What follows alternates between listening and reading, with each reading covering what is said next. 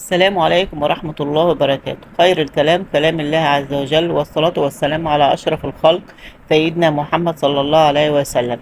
اليوم هنتكلم عن معلومات عن القرآن الكريم، معلومات شيقة.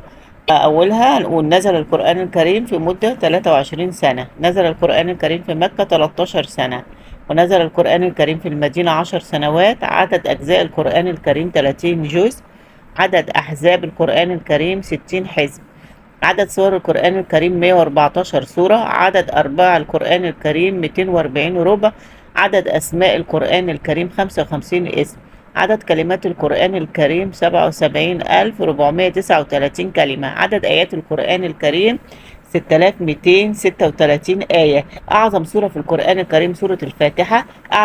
أعظم آية في القرآن الكريم آية الكرسي. أطول سورة في القرآن الكريم سورة البقرة. السلام عليكم ورحمة الله وبركاته.